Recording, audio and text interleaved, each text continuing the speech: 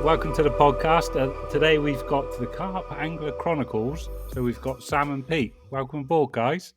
Cheers, Hello, Dom. Thank you very much for having us. That's right. Right. Obviously, this is a first for us. So it's three of us on the mic and it's remote. So it's all going to be a bit pause, stop, talk. You go, after you, to me, to you. So we're going to have to do the best we can. But other than that, right. Where should we start? It'll work well. Dom, is this your first threesome on your podcast? It certainly is. It is. Yeah. Honoured. Yeah. We're honoured. Don't tell the missus. No, we won't. We'll keep it between us. Right, I'll tell you what, Sam, if you give us an intro into you first, who you are, and a bit about the podcast, and then we can ask the same to Pete. Yeah, absolutely. So, I mean, appreciate a lot of Dom's listeners probably don't know who we are. We recently started up a podcast called Carp Angler Chronicles.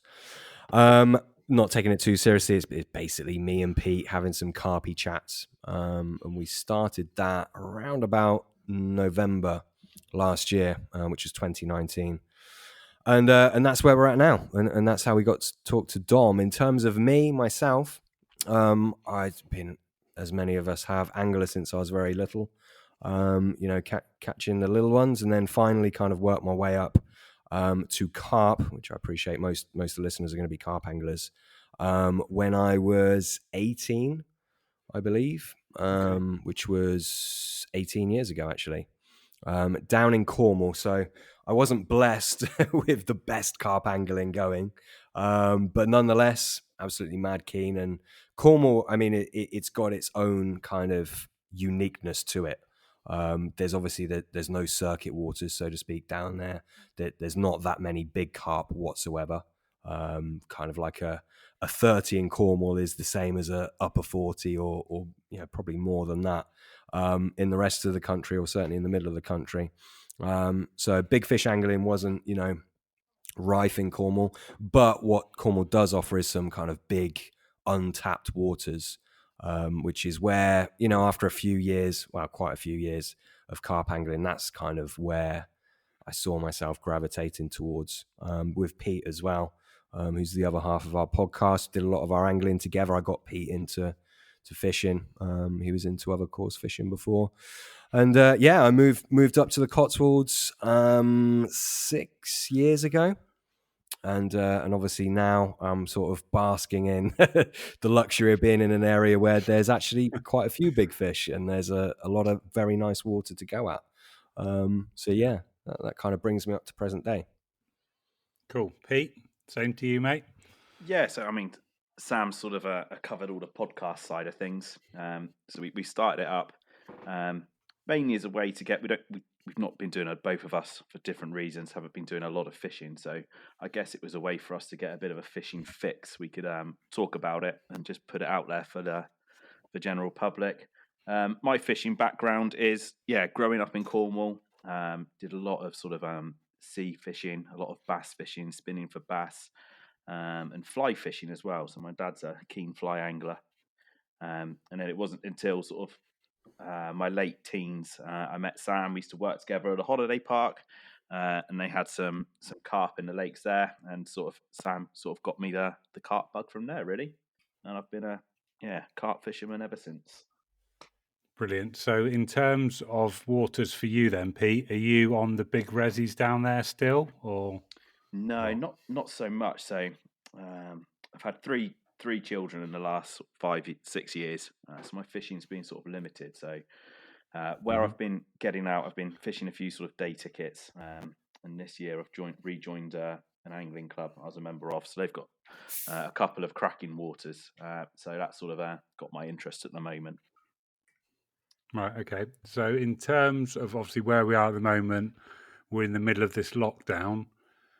What do both of you do in terms of a day job or a business? So Sam, if you answer first, just to sort of give the listeners an idea. Just make dreams come true, basically.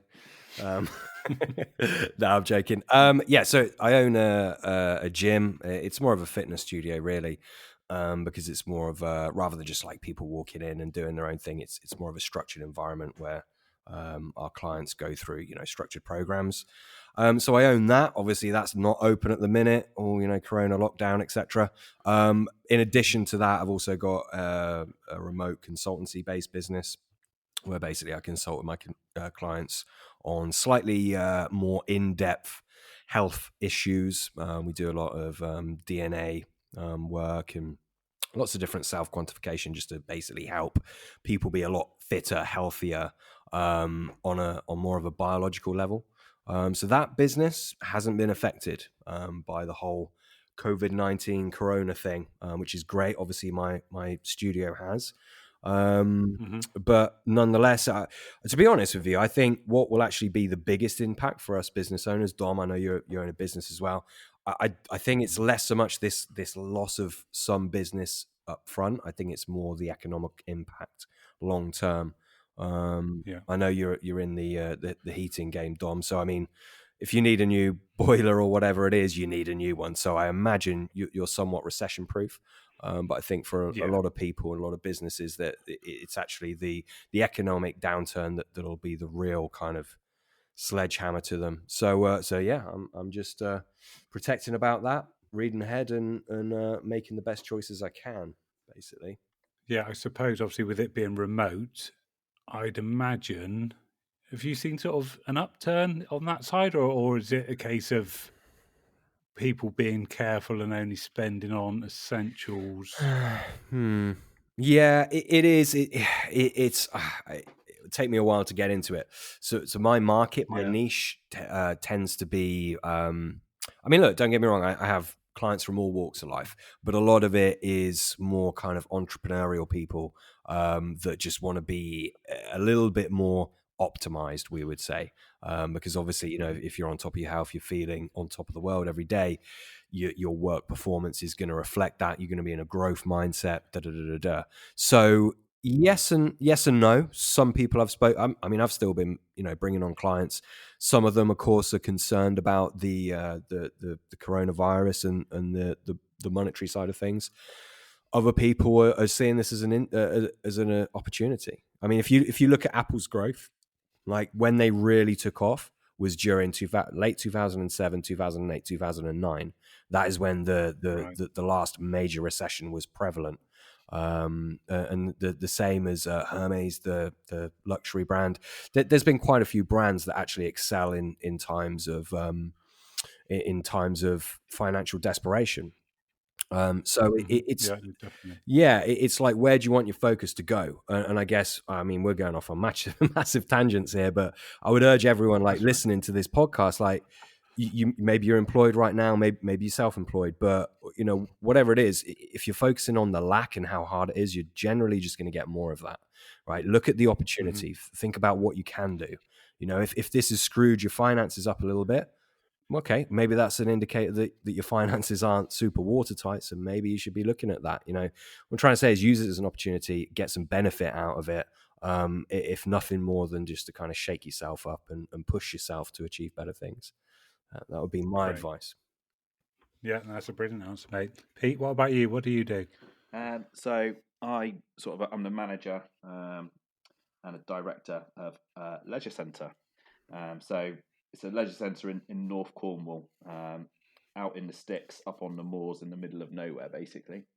And we were the first sort of council-run facility that got closed. This is 7 or 8 years ago, nearly now, with all the austerity cuts with government. So we're completely sort of non-profit business.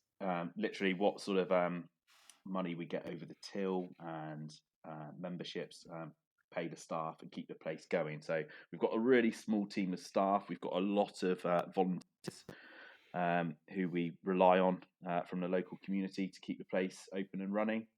And that's it. COVID-wise, I'm actually just gone on furlough at the moment. So I'm not supposed to be working for the business, but I am doing so on a voluntary basis. We've got a swimming pool and things, so I'm going in, keeping the plant room sort of ticking over and stuff. So I'm popping in sort of just once a week. I've got another colleague doing the same, and I'm just doing a number of sort of membership queries, keeping social media alive, that sort of thing. just keeping us ticking over until we sort of get out of it and go from there. Yeah. Yeah, but that's me. Cool. Okay. Right. So I wanted to get all the COVID stuff out of the way, so that's done. Let's move on to angling, 'cause that's what everyone wants to talk about. Where are you guys both fishing at the minute? So if I just do it, asking Sam then Pete, just to keep the sort of, a bit of a format there. So Sam, where are you angling at all at the minute? Well, obviously pre-lockdown, were you? Yeah, absolutely. So I'm gonna annoy our guests right now. I can't name the places, or more to the point, I don't want to name the places. But yes, so I've got up until lockdown, I've been baiting up a private water. It's around about 20 acres, and there's 22 carp in it. It's a real nice carp in there. Planned to do a little bit in there. That there's one or two that I would quite like to have out. Had quite a good result on there last year. There's a couple left. I'm kind of passively angling that place, I guess you'd say. But my real water for this year is going to be a big pit here in the Cotswolds. And I've yet to start. I've been there a little bit. I've been plotting out some swims, doing some marker work, but I haven't actually got my teeth into it. I literally got my ticket, I think it was 2 weeks before lockdown happened. So Same. yeah, same for you, is it? Where were you going? Yeah, exactly the same, mate. Yeah, a big Cotswold pit. I think Yeah. we spoke about it before. Yeah. Yeah. So I think one session in, and then it closed. Yeah. Okay. What about you, Pete? So I'm fishing a local club. So the water I'm focusing on, I guess, like you guys, is a no publicity sort of ruling. I think the exact term, if you want to publicise a catch, has to be from a southwest Stillwater. But Yeah. frustratingly, like you guys, I just sort of got my teeth into it. I've been going down probably 3 or 4 times a week, baiting up a few spots. I don't know a great deal about the lake. I know I was a member of the club before, and you were, Sam. Like the topography, so the bottom of the lake is up and down. If you turned an egg box upside down, it's that old cliche. It's definitely that. So I found a few spots. I've baited it up. I've done 2 sort of overnighters, and I've managed on my first night to fluke one out. And now we've been sort of thrown into lockdown. So it's a tough one to take, isn't it? I mean, for carp anglers to not be able to go out on the bank at this time of year, we've got the sun out, spring is in sort of full flow. I was saying to Sam about the blossom on blackthorn on my walks recently. Yes, it's a tough one, isn't it? I think we're all struggling. Yeah, it's you sort of gear up for it, don't you? That or spring's on its way, rubbing your hands together. I mean, I did a bit in the winter. It was on Christchurch, so when you couldn't use zigs, obviously, then when they let you use zigs for a short period, and I had one. But it was that vibe. The birds are singing, the days start to draw out a little bit, and you think, "Here we go, not long now." Mm-hmm. Yeah, and then wallop, have some of that. That's it. That's the killer, isn't it? Because the clocks have changed now. So we've got the light evenings. And for me, so a lot of my fishing to chime in with sort of family life, and I think a lot of guys listening to this will probably resonate with it as well. I pick a night of the week and I finish work and I boot it down to the lake, do my overnighter, pack up in the morning. I then take the kids to school and straight back to work again. So my time on the bank's limited. So now the evenings are drawn out and light. It's gutting. Yeah, because it's so nice being able to get your rods out in the light, isn't it? Not having to do it in the dark. Yeah, for sure. I mean, you can be organised and sort of have them clipped up when you leave for the next time you arrive and things, but you can certainly make your life easier if you're sort of setting up in the dark. But there's nothing like a spring or summer's evening. Do you find as well, Pete, that makes you a bit of a better angler when you've got only that limited time to get out and fish? Do you find you're sort of a bit more on it? I think so, yeah. Especially at the moment, because I've been able to dedicate a bit of time to walking around the lake, as I was saying, and I've been sort of baiting some spots. I think so. And a big thing for me as well is trying to travel light. And I think because I do such short sessions, I'm always inclined to sort of travel light. And I think that sort of it declutters your brain as well as your tackle box, if that makes any sense.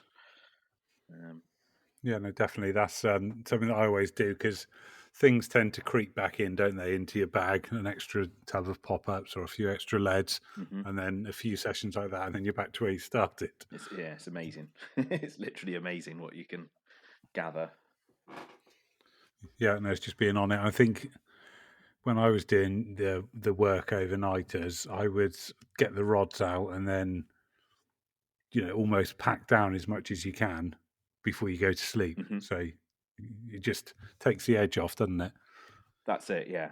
I'll tell you what I find the most frustrating thing about fishing in this fashion, and it's not a biggie at all, but it's just really, especially in the winter, is you can just never dry your bivvy out. And it Yeah. absolutely does my head in because then I spend the rest of the week sort of putting it up in the outside as soon as there's any dry weather, or up in the garage I've been doing, up in the loft, sorry. Yeah. Yeah. Yeah, I've got mice in my garage, so most of my kit stays in the van wherever possible, because you know what damage they do. Mm-hmm. Yes. Yeah. Do you want? I think you got a few questions in your topics on Instagram. Do you want to go over those So next? Sam had the Instagram ones. Okay. There was something which I sort of saw on one of the Facebook groups. I can't remember which one. It might have Hmm. been Totally Carp or something like that. Yeah. And it was regarding about fish behaviour and sort of the lakes being pressured. Hmm. And now all of a sudden we've got a number of weeks. I mean, we don't know how long this period's going to go on for. And it was just a discussion about sort of fish behaviour on pressured waters, and how much their behaviour is like to change if we've got, say, 8 weeks of no fishing, and how their behaviour is like to change, and will it make them easier to catch?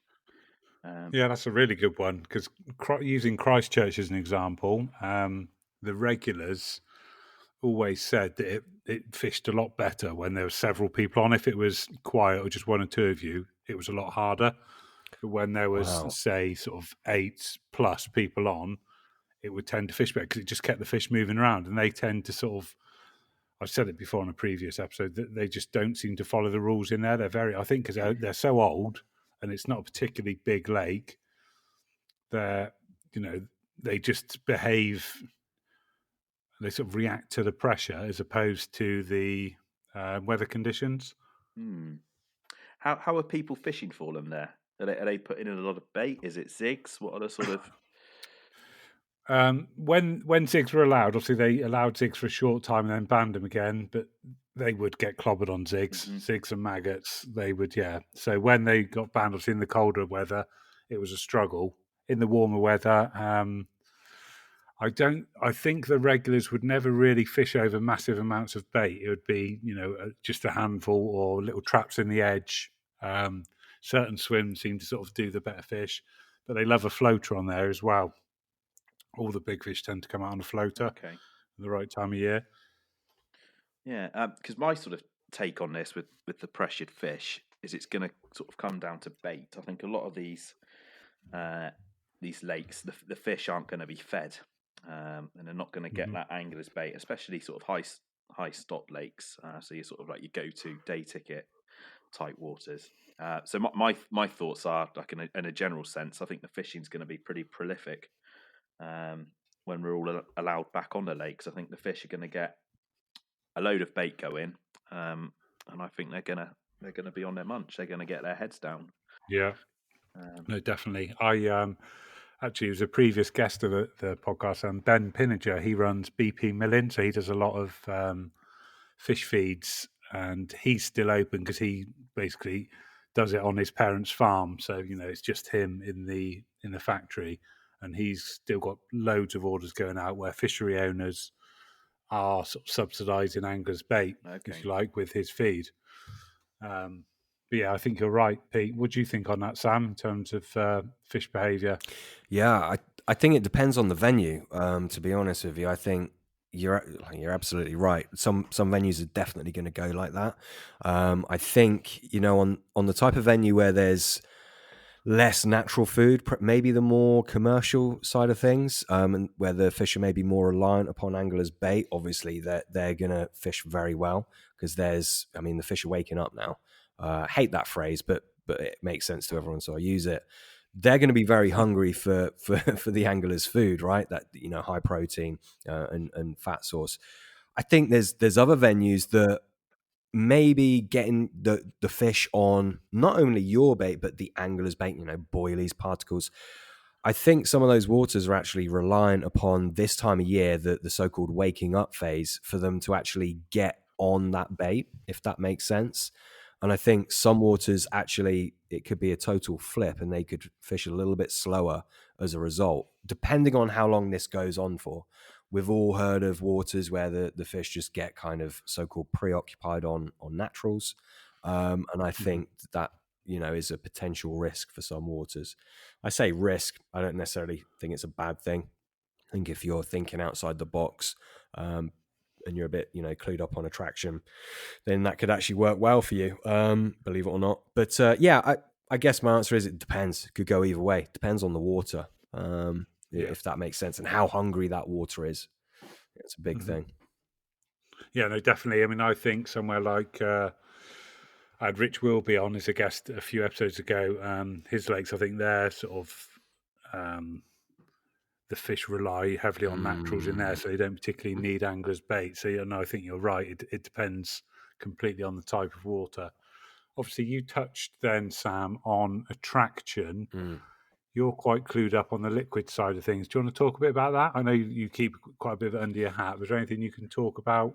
Yeah, For the attractor side. of course I can. Yeah, I mean, yeah, I do keep quite a bit under my hat. That's purely because I don't want to, I don't want to go on to a venue, and then obviously people know, oh, it's that guy from the Carp Chronicles, and he's doing X, Y, and Z, and he's having a good result. Maybe it won't happen like that. Maybe I won't have a good result, but I'm planning on having a good result, so I don't want to kind of throw it all out there, so to speak. But just I guess you're asking what I meant by it can work in your favor. You got to look at it, right? The fish are getting preoccupied on natural food. Well, okay, well, that's summarizing that they aren't taking anglers' bait. Okay, so what kind of bait are you putting in? Can you somewhat replicate the natural food they're eating on? Or can you even go a step further and look at why is it that they're preoccupied on that natural food? There's a reason for that, right? Now, obviously, if you're giving them, like an old school 50-50 soya semo boilie with some flavor, of course they're not going to be too enamored with your bait. But let's say your bait is actually, supposedly good. It's got, just a general good, let's say, fish meal. It's got pre-digestive fish meals in there, LT94, some good components. It's generally a good bait. Why aren't they eating it? Well, generally what you'll find, these are survival animals, remember, it's because they don't need to. They have an abundance of natural food. Maybe it's the signals that natural food is giving out, or maybe it's that they know they don't get caught on it, or maybe it's a bit of mix of both. So how can you, replicate that, give them something that they aren't used to getting caught on, and it replicates the natural food signals that their food source is giving out? So I guess the first step in that would be, like, let's figure out what it is they're so-called preoccupied on. Okay. And by the way, you can often skip this step by just getting a good soluble bait going. So say you're using a great bait. I don't know what boilies do you use, Dom? I use bait works. Bait works, pretty good bait, I think, right? So let's say you're using one of the bait works baits, you're putting those in, it's not quite working for you. Maybe if you add a liquid to that, which is going to have, amongst other things, free-form amino acids that are flowing out, very readily. Literally, that might be all it takes to trigger a bite. Now, be mindful of which liquid you use. Actually, like a mix of liquids. If you use, what you'll find is if you just use one liquid, such as you can't get it anymore, but L0 30, or what's a new one? Like if you have a krill hydrolysis, if you just use that on its own, that tends to blow after a period of time. If you mix it, it's much better. But nonetheless, you get a good liquid, add it to the boilies. So obviously you've got that different element of attraction. Oftentimes that's enough. Sometimes that's just not too much. Okay, so take it a step further, get some very small baits. Maybe they're feeding on zebra mussels. Get something very, very small like that. Still stick with the liquid, get those aminos going. If that isn't working, then maybe you need to step it up a further notch. Maybe you actually need to use, you keep going on and on and on, and maybe you get to a place where actually, shit, I need to use exactly what it is they're preoccupied on, whether that's zebra mussels or whether it's if it's a specific time of the year and the crayfish are shedding their shells, they're very vulnerable. Maybe you need to, rig up a crayfish, some crayfish meat, and get a bite like that. I guess what I'm saying is think outside the box, look at what it is they're feeding on, then look at why they're feeding on it, and try and overcome those obstacles in a logical manner. And generally, you can do. Yeah, so you just have to take into consideration the time of year and what's happening, what's naturally happening out in front of you, I suppose. 100%. And you can, and I don't know how in the weeds we want to get here. You can get really involved with different organic acids, organic compounds, and present something that they're not used to seeing. Now they might, register these organic compounds. TMO is something that me and Pete spoke about in our last podcast. They might register that to a degree in the natural food they feed on. They might have it as an element of a pre-made bait if you've put together a very good bait. What about having just that as the main attractor? Something like that is totally different for the carp, and something that it's not necessarily mimicking what they're eating naturally, but it's so far away from what they are seeing normally that generally that they, in my experience at least, they'll often take a punt and try it. I mean, they don't have hands, they have mouths to experiment with things. They suck things in. We've all seen this if we've studied carp in detail. They'll suck things in, move them around their mouth and spit them out just purely out of interest. Now, if you've got a good functional rig, that's all you need to do. That's all you need to happen, sorry. So, I guess what I'm saying, absolutely look at what's going on out in the water in front of you, act accordingly, but also don't be afraid to go, real kind of left field and just try something completely out of the box. You never know, it just might make your season epic. Yeah, no, I think it was Mark Bryant actually from Baitworks that included that in one of his videos where he was collecting all the zebra mussels from the margin, crunching them up into his spod mix, and then spodding them out. Absolutely. And how many people do that? Yeah, probably. Yeah, exactly. I mean, I don't know where he did it, but how many people on that water do that? Probably not many. So yeah, absolutely. And as well as that, you've got the crunch factor, which, if sound travels differently underwater, everything is it's kind of magnified but muffled. It's incredible. But the the carp crushing down those shells in their pharyngeal teeth, that echoes. That's going to bring in more carp, and not so much bringing in more carp. Let's say they move around in pods. It's that sound almost can spur on, in my opinion anyway, I might be wrong, but I think that noise can spur on further feeding, because it's like, okay, well, everyone's feeding here, it's amping that up, it's that whole survival thing where they want to consume the food. It's prevalent, it's obvious to them that there's other carp in the vicinity consuming that food, and it kind of, I think, puts their guard down and makes them feed with a bit more gusto. Yeah, I think it was Simon Scott I heard say something very similar. It's very loud underwater, and exactly that. It's almost like their dinner bell. You think if one's crunching, they've obviously found something. We're going to investigate. Absolutely, yeah. Even if you just duck under in the pool, right, and let's say your missus or someone is walking up to you or whatever. Look, obviously this won't work in a busy pool because you'll just hear a load of kids screaming. But that's a good test. You'll hear things really in a different way. Same as being bankside. I think deep bassy voices they can detect. So like I haven't got a light voice, I haven't got a deep voice, but I would talk quietly. I'd kind of whisper if I was on the bank next to someone, because I think they can detect that. But even more than that, I think just the movement of a foot. If you think that bank that is adjoining the water, the movement of that is just transferred so readily available to them. So yeah, I guess that leads us on to careful foot placement on the bank, particularly when you're on a snag tree or something like that. Yeah, it's all really worth notice. important. Yeah, and obviously the shadows and things as well. They're used to Yeah, seeing that tree line, that skyline look the same. If they see something out of place that's not normally there, they're going to be alert, aren't they? absolutely. Yeah, it 100%. Yeah, and like we've all been up a tree, and we've perhaps seen them from the bank, and we've been back, and we've seen them doing a certain pattern of movement. We'll go up the tree, we won't make a sound, or at least in our heads we won't make a sound, but just us being up there, like, they will be different. They will move out, they'll be on air. I think probably a lot of us have seen that, and it's like, well, why? And again, I think you've hit the nail on the head there, Dom. It's like that tree line, that line of vision, like, they'll know when it's out or when it's soon changed. They seem to be very, very tuned into that. And I guess that's a evolution point kind of thing, because predators, where do they come from? Otters. They come from up above, don't they? Obviously they swim up behind the carp to grab them, but generally they come from up above. So yeah, the fish are very, very tuned into not only the what we would call as sound, but also the visual aspect of things as well.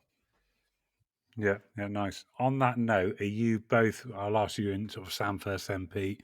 Are you both fans of stalking? Would you rather have one out the edge over a sort of carefully laid trap? Or would you rather fish at range? 100%. Yeah, absolutely. My thing is, I want to find the fish and I want to catch them like that. I'm a peculiar human. Like, if I just set the trap, so to speak, pop a load of bait out, and if I just sat on that for 48 hours and then I had one, me personally, I'm not knocking this, and this isn't rational thought process. I wouldn't feel like I've caught that, because what work have I done really? Okay, I've got a decent rig on. Well, look, everyone's got decent rigs these days compared to what it was like, back in the day, right?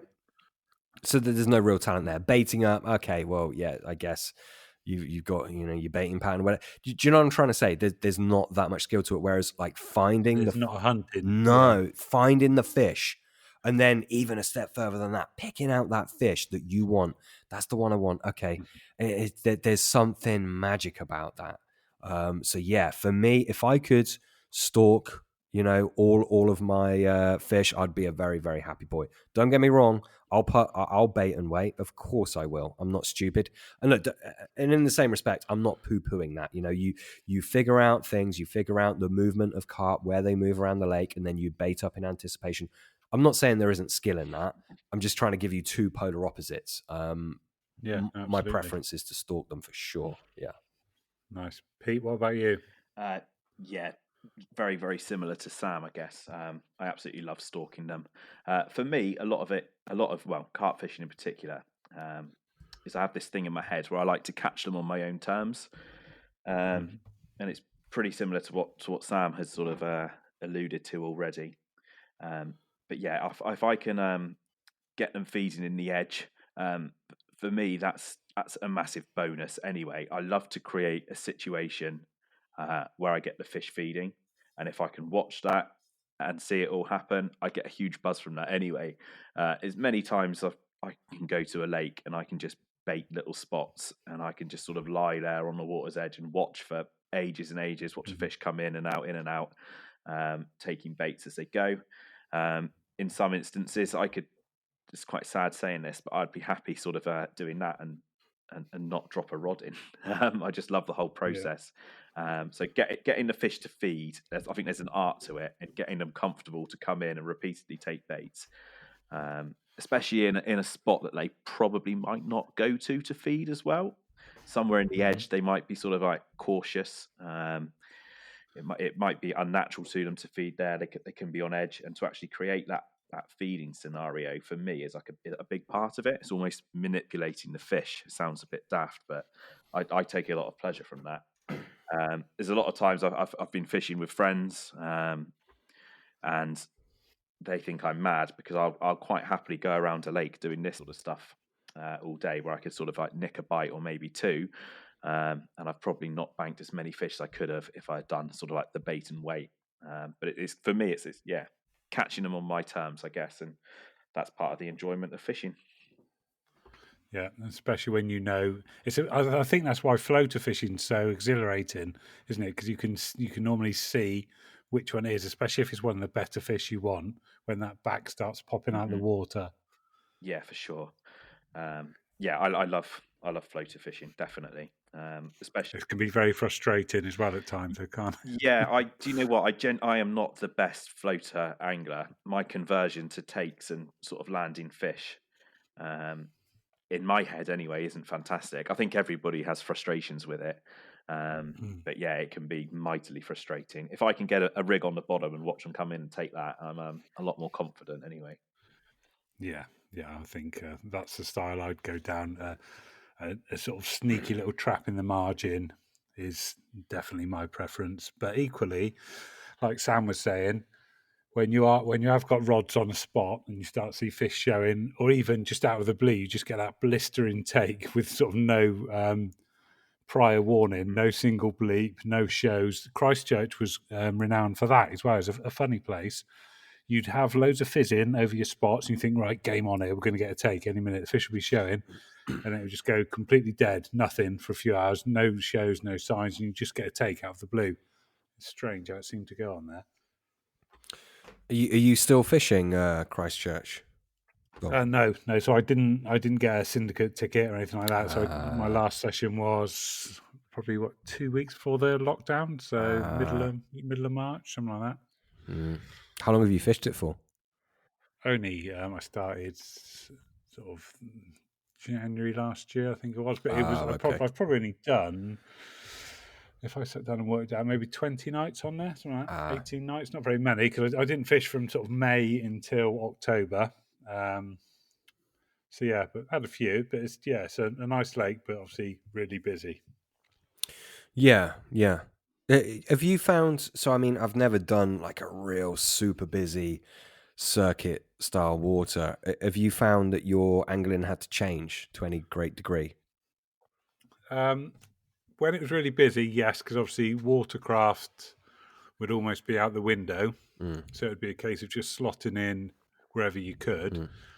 But on most of those times, I ended up catching anyway. I think, again, because back to that pressure sort of topic that we were talking about, I think it just pushed the fish into the quieter area, even though it wasn't sort of, air quotes, a fancied area. I think if you approached it a bit different and were just sort of quiet, small leads, tiny bit of bait, just, being subtle, I seem to catch. Yeah, so yes, I suppose it did sort of change my angling, but it's sort of, I don't know, it's a funny one, isn't it? Like it took the equation of, well, where am I going to go? I can't get a few spots going and walk around. It was a case of just slotting into wherever. But those swims that do get left alone on there, they don't do as many bites, but the bites that they do seem to be the better fish. Yeah, and as far as I'm aware, I mean, I'm not tuned into the place at all, but from what I've heard, a lot of people are just going small bait, like as in not much bait out there and small baits. Is that right? Yeah, definitely. But again, I was just using a 10 mil like Scent from Hell, like they call it, like a bait topper, just one of those with a bit of plastic corn on top, and just do that very small hook. Yeah, just and small bits. But obviously, I think it's like anything; it goes in cycles. The fish get battered on a certain method or a certain approach, and then it just switches off. And then it'd go back to a load of boil. So just boilie fishing would do well on there. So it's cyclical, isn't it? Everything in life's cyclical, isn't it? Really. Yeah, like that. Just hearing that, I would just go in there with like 24 millers, loads of them. I would just totally go the opposite way, and I'd be really confident. Yeah, Now, don't get me wrong, I might, fall on my backside and it might not work, but I just think these venues that get so caught up and it's like, no, you've got to have small baits, got to be tight baiting approach as well. I don't know. I think people can be a kind of victim of the so-called going method. When you go definitely. like polar opposites, often it can really work well. Yeah, I spoke a couple of times to Ian Paul on some previous episodes, and he said the same about. Obviously, he fished it way back when. Obviously, he had the fish named after him, but he said they were using tiny, tiny short hook lengths to the point where, like, on a solid bag, like when they got the fish in, the lead was almost in his mouth as well, sort of, inch and a half, 2 inch hook length. But obviously, when I was fishing it, I was using a massive long boom. I think I measured one of them on a little tiny pop up. It was like the boom was about 14 inches long, just with a big heavy lead. So yeah, completely that. They just get battered on a method, and then you just have to adapt, don't you? Absolutely, yeah. I didn't even know he fished it, to be honest. Yeah. I'm so I don't follow that side of things. Did he have petals? Was it back then? Yeah. I think that might have even been his PB. He said. Nice. Yeah, he had fish named after him. I say there's an episode where he talks about it. But yeah, obviously, and him being a brilliant floater angler as well. I think him and John Finch, Bankside Tackle, they both caught a hell of a lot out of there back in the day. Yeah. Interesting. Nice. Yeah. So what I will do is, while we're in lockdown, I've been asking people any Netflix or Amazon Prime recommendations. I've got a few Pornhub recommendations. I don't know if. Yeah, I think everyone's exhausted that. Do you know what? I was on going off on a tangent. You can cut this out if you want, Dom. But I went on a mastermind call. I'm part of a business mastermind type thing. So it's basically a pretentious kind of thing. But and we were saying we didn't know if there was like lockdown porn yet, but there is, and it's rife. Like corona porn with the masks, and like Chinese women and stuff. Yeah, it's like wow, jumped on that train quick. Yeah, yeah. It's like anything, any sort of cheesy social media post. They're just getting on it, aren't they? Corona. So yeah, we get it. Oh yeah, come on. Yeah, absolutely. Yeah. Anything, Pete? Have you got any Netflix recommendations? So I'm currently catching up with The Walking Dead. So I'm on season 9, but I think that one's quite exhausted with everyone. A good one, which I think it airs on Sky, but it's definitely sort of on Netflix and things, is Strike Back. I don't know if you've seen that. It's like a special ops sort of army type military TV program. Okay. I like stuff like that. Yeah, it's definitely worth a watch. It's been going for a number of seasons now, so I think you've got like 6, 7 seasons. But they released them. There's quite a gap between seasons. So I think in the original cast, I don't know, it was probably 10 years ago maybe. But yeah, it's a good one anyway. I'd recommend that for anyone. Okay. Do you watch any of the SAS stuff, the Who Dares Wins, the Middleton? Have you seen any of that? Do you know what? I haven't, no. That's quite funny. Another one I've watched as well, which I think's been done to death, but I've only caught up with it late, is Suits. I don't know if you've watched Suits. Oh, the missus enjoys that. Yeah, it's quite a girly one. But yeah, no, I love that. That was a good. Either of you seen Ozark? Oh, I saw that advertised. It came up as suggested for me. Well, I didn't. Is it good? Yeah, really good. Really well written. Yeah, I've said this on a few podcasts, so I'll keep it sweet. But yeah, watch it. That's a definite from me. I'm trying to think of what other series I've seen that are good. I've started watching. I watched Stranger Things not so long ago, which I actually thought was very good, really, really good. But I'm partway through with my girlfriend. We have to have together time. So we watch at the night time. American Horror. Is it American Horror Story? Something like that. I think it's been going for a while. Okay. That's good. The first one is very good. We're on season number 3 right now. Right. The first season, very good. I think it's American Horror Show, something like that. Is that on Netflix? Yeah, it's Netflix. The icon, the picture is a woman screaming with a key through her mouth. If anyone's looking for it, but that's very good. The first season, amazing, very very good. Two since that, not as good in my opinion. But yes. Okay, yeah, that's the trouble, isn't it? With the series, they tend to tail off, don't they?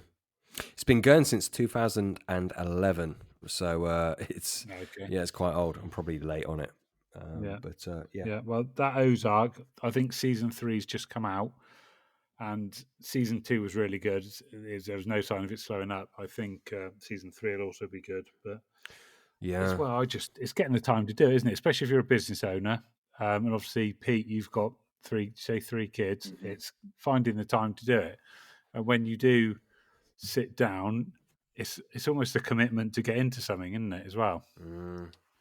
I find that's the worst part because then you start binge watching and then it's sort of late at Yeah. night and then you're digging yourself a hole with this like cycle of tiredness, but you're desperate to watch it. It's terrible. I'm weird. I might get a season or two into something and just stop. I don't know what happens. Life gets in. I've realised I can never really switch off, which I know isn't a good trait.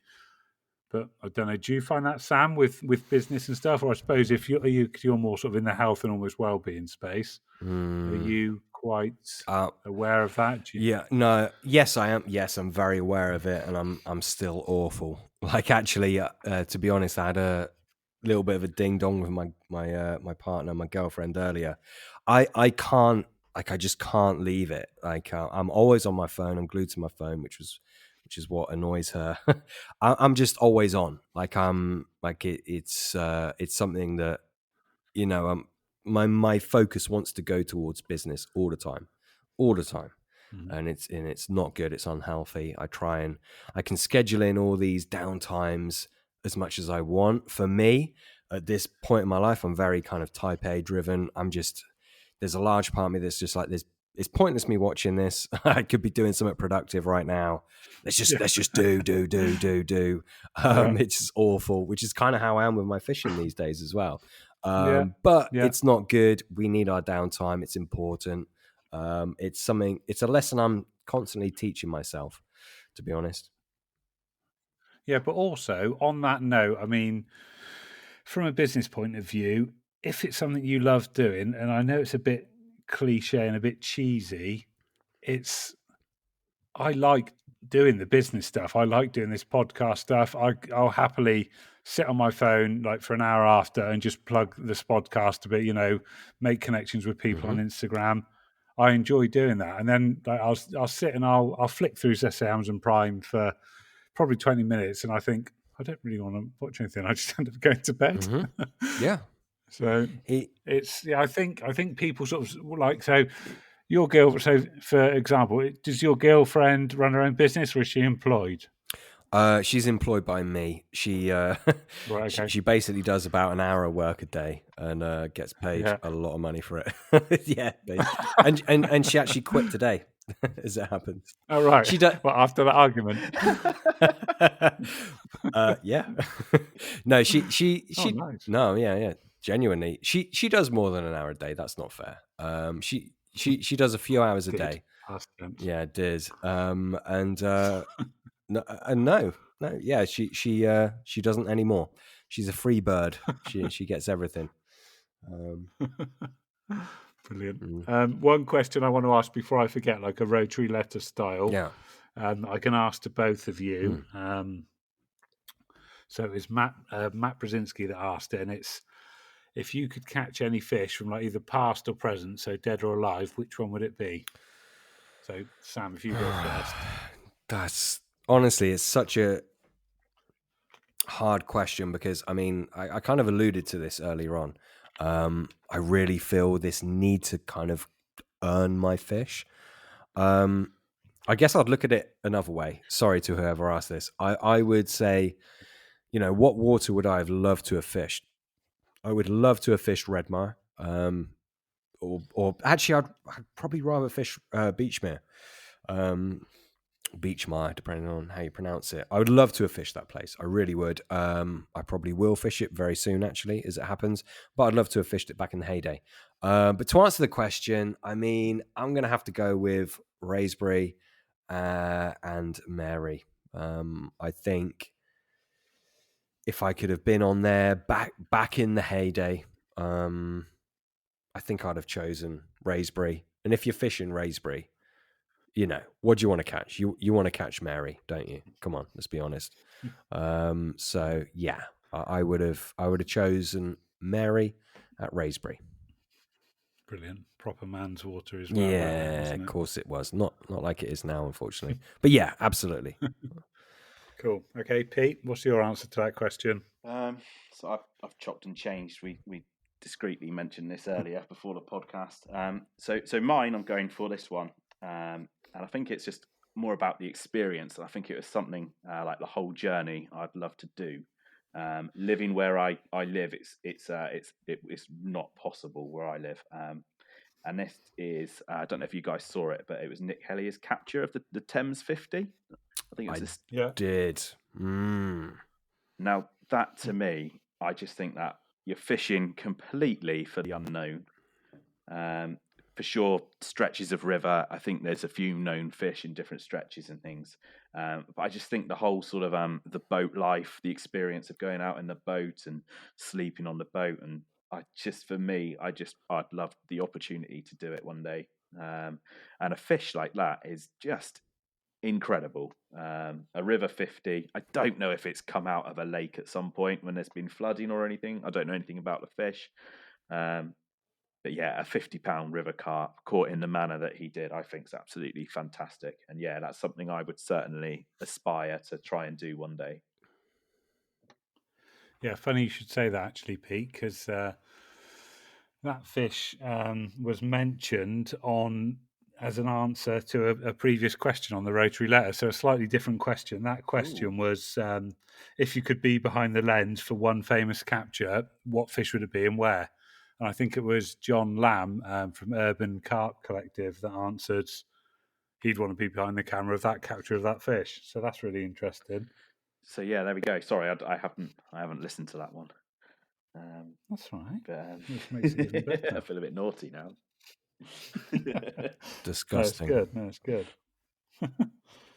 Also, then, it'll have to be a question between the two of you. Have you got a question I can ask to the next guest?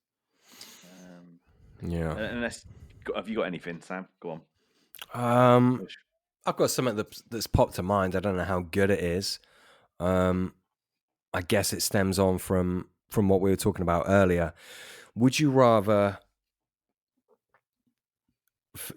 figure out where? Let's presume you're on a waterway and there's a target carp, right? Sorry, Dom, this is a long question. It's not an easy one. I'm going to try and. That's right. I'll try and write it down as you talk. Yeah, you're going to hate this. Let's say you're on a water and you got your target carp in mind, right? There's this one fish you want to catch it.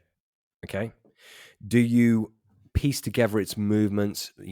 Kind of figure out where it's going to move to, and do you bait and wait? Or do you stalk it out somehow? Now, obviously, the answer of this will largely depend on the kind of water that the answer E has got in mind.